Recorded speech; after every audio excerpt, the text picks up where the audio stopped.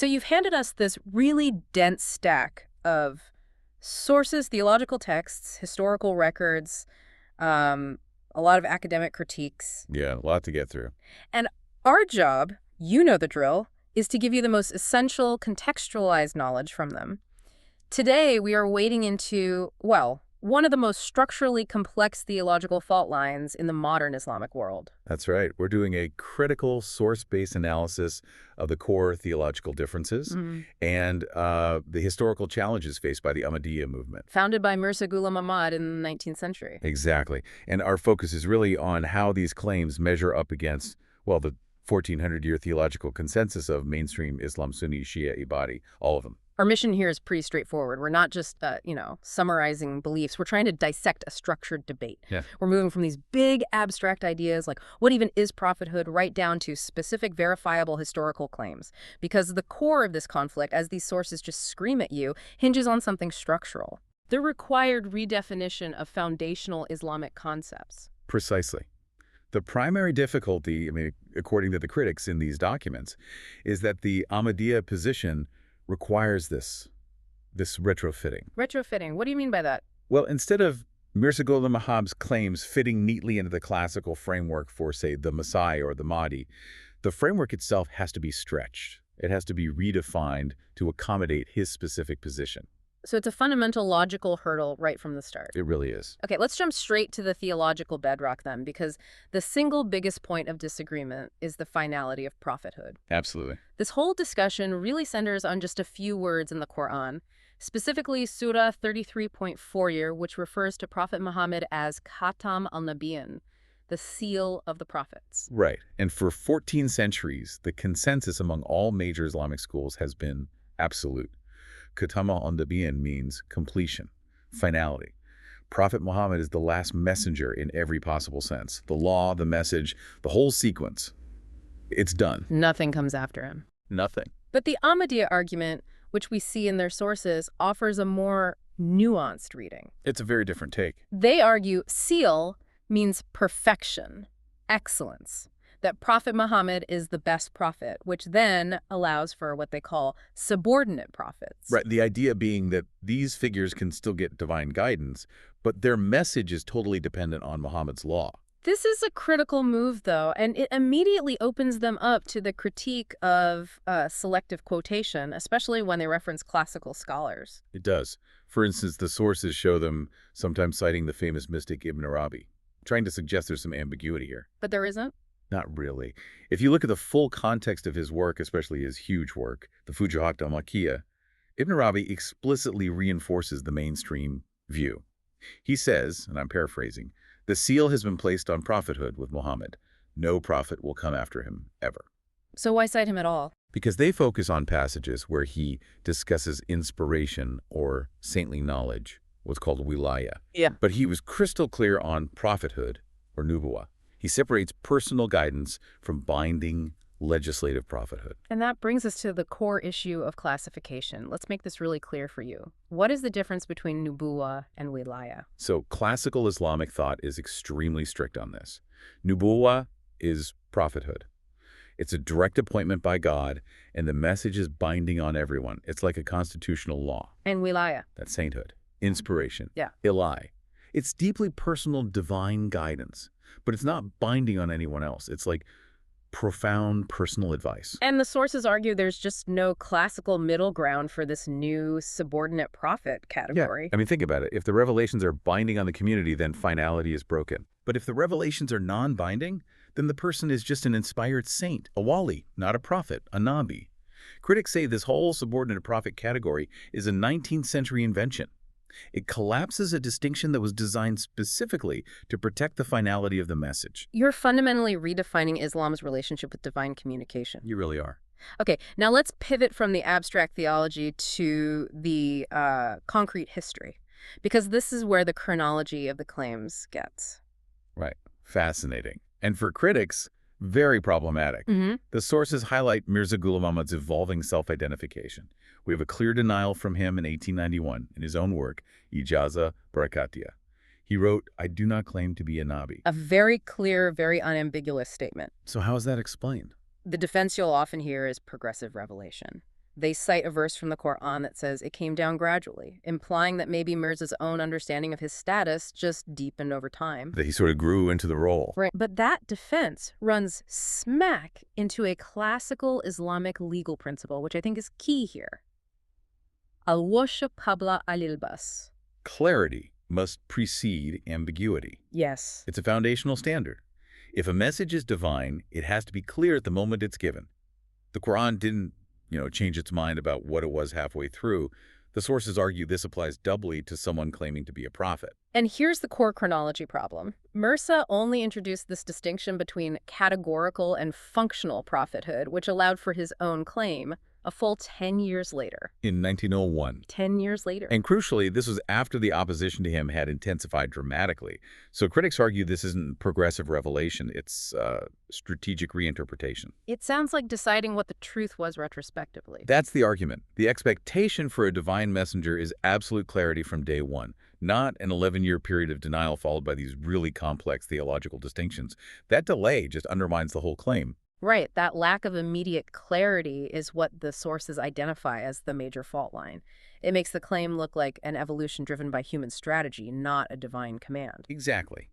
If the status is truly prophetic, ambiguity, especially a decade of it, is just fundamentally inconsistent with the standard of divine communication.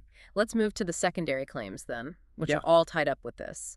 His assertion that he was the promised Messiah and the Mahdi. Okay. The Ahmadiyya teaching is that Jesus died a natural death in Kashmir, and Mirza was his spiritual return. He embodied his essence. This is a radical departure. The mainstream position, based on the Quran and numerous hadith, is a literal physical return of Jesus. Right, they talk about him descending in Damascus, wearing specific clothes, praying behind the Mahdi. The details are incredibly literal. They are. So the question becomes, why is the spiritualization necessary? Because Mirza didn't fit the literal criteria.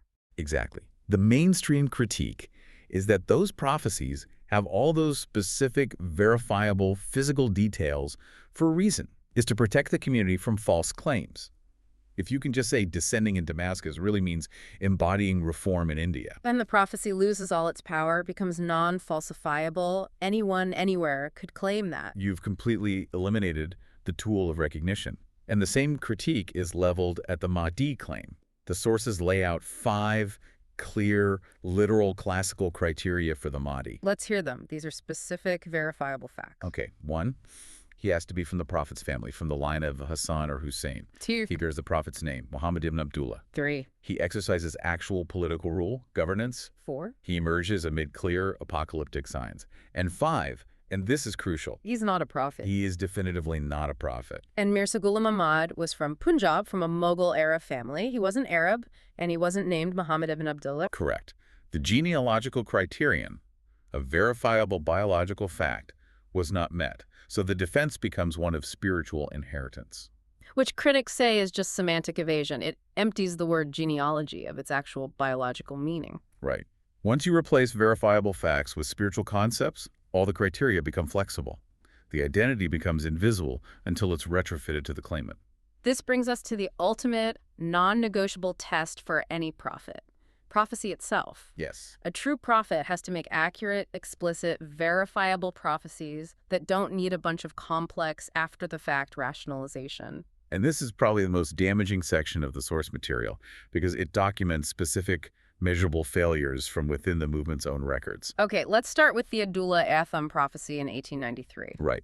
Mirza predicted that Atham, a Christian opponent, would die within 15 months, unless he repented. 15 months, that's a tight deadline. What happened? Atham lives until 1946, Wait, 1946, that's a difference of 53 years. a complete collapse of the timeline. 53 years. How on earth do you rationalize that?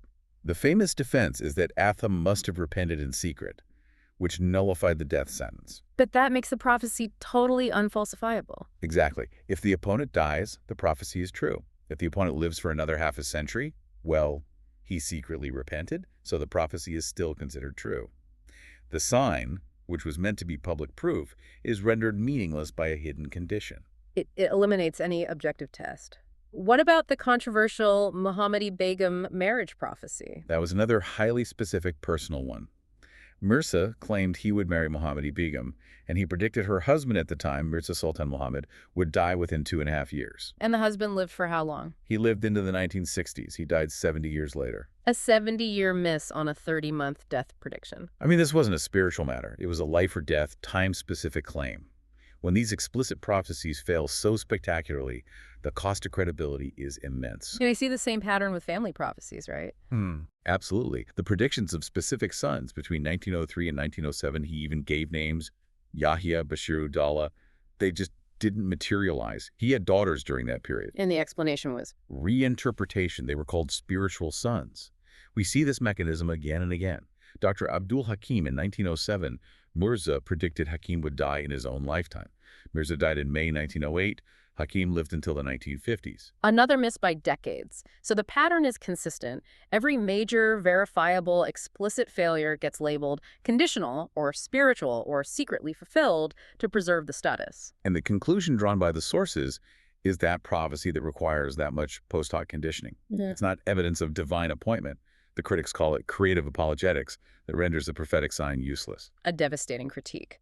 Let's move to the final and maybe most sensitive area the sources cover, the controversial primary sources about Mirza's own self-identity and character. This is where we have to look at claims that blur the line between creature and creator. The sources quote some highly controversial statements from Mirza's own published works. Like what? Regarding divinity, in his Aina-i-Kamalat Islam in 1893, he wrote, and I'm quoting, "I saw myself in a dream as the eye of Allah, and I was certain that it was he." Claiming identity with God, that is an extraordinarily serious thing to say in Islam. Is the ultimate boundary. And there's an even stronger one. In Bahini Ahmadiyya, he describes possessing divine power. He says that when he wills a thing, he says be, and it is, kun fayakun. The creative command. The unique creative command that belongs only to Allah in Islamist theology. And the historical context here is vital. In Islam, claiming identity with Allah Ta'ala is the gravest heresy. The mystic Al-Hallaj was executed for a far more ambiguous claim, so these statements cross a fundamental line. They do. The standard is absolute monotheism, tawhid. Any claim of co-creation or shared identity is, by definition, outside that. And then there's the issue of prophetic character, akhlaq. A prophet is held to the highest moral and rhetorical standard. But the sources document an incredibly harsh polemical tone that Mirza used against his Muslim opponents. Yes. The documents show him using just extremely severe insults, calling opponents walad ul haram, children of prostitutes, kanazir, swine, kute, dogs.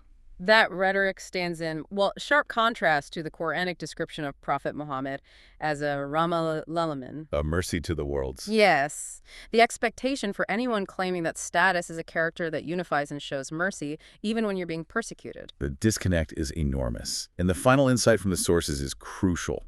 This highly controversial material, the harsh language, the claims of divinity, this is often not taught or even shown to new members. Really? The sources argue it's a strategic decision.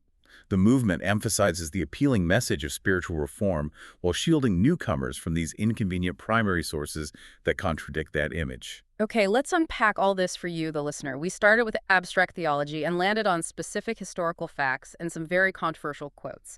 So what does this all mean when you put it together? It means the core reason for the rejection of the Ahmadiyya movement by mainstream Islam is structural. It's not political. The movement required an individual whose identity claims were ambiguous for a decade. It demanded the rejection of 14 centuries of consensus on fundamental theology. And it systematically ensured that every one of his explicit, verifiable prophecies was made unfalsifiable through after-the-fact reinterpretation. So it means that for you, discerning the truth here requires moving past appealing rhetoric and focusing relentlessly on objective criteria. Specific, concrete, falsifiable claims. And historical chronology. The sources reveal a consistent pattern of retrofitting that starts with the very definition of prophethood and ends with explaining away a 53-year prophetic failure. And that leads us to the final provocative thought we want to leave you with today. If a theological framework consistently relies on these increasingly sophisticated semantic arguments to obscure straightforward historical and factual failures, if the only way to maintain the truth of the claim is by constantly shifting the goalposts, at what point does that continuous pattern of retroactive reinterpretation become the most damning evidence against the claim itself? always seek out those primary sources and hold all claims to the highest standard of clarity and verifiability.